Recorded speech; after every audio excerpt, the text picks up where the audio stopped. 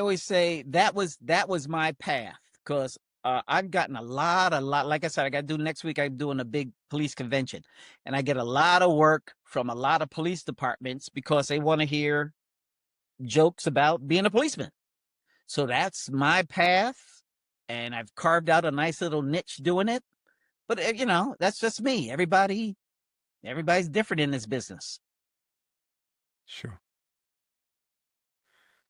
And for anyone that's sort of listening now, what advice would you give on them not being arrested?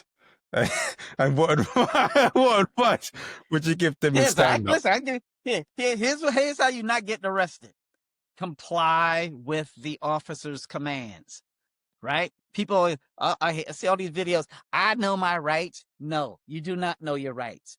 If you're behind the wheel of a car, you must have a driver license. If the officer says he has to see that license, you must show him the license. You must show him insurance and registration. I don't have to. Yes, you do. Comply with the officer's commands. Oh my God, it just drives me crazy. I see all these TikTok videos and all these other videos, people telling the officer, "Oh, I'm a sovereign, what do they say? I'm a sovereign citizen. I don't have to, I'm traveling, I'm not driving." Oh my God. You know what? I always tell my wife, because we'll see those and stuff. Like I said, if I was a cop today, I would just stick my gun in the window and start shooting everybody in the car. That's what I would do. That would solve the problem. Yeah. Anyway, but we've kind of lost a lot of respect for, or I shouldn't say a lot of us.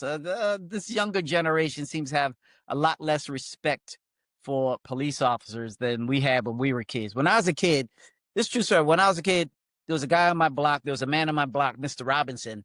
He was a police officer, and everybody on the block knew he was a police officer.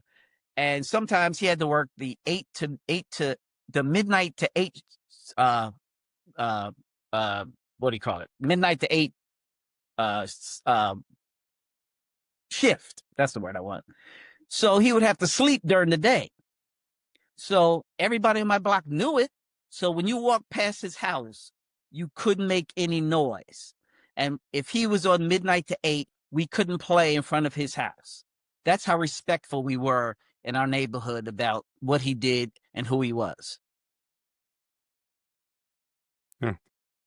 Yeah, I do. That there's a bit like that here as well, and yeah, I think people should give a bit more respect to them. I know there's a few bad apples here and there, but who are you going to call if you're in trouble?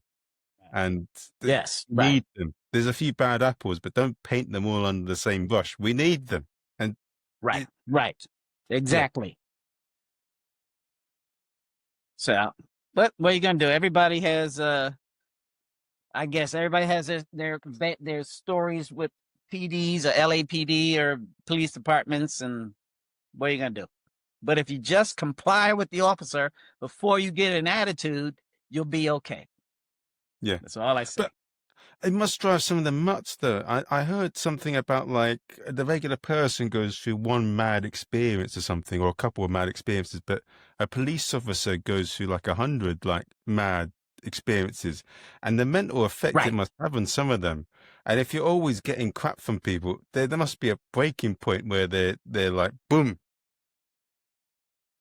There is. You know what? And there is. You get to a point where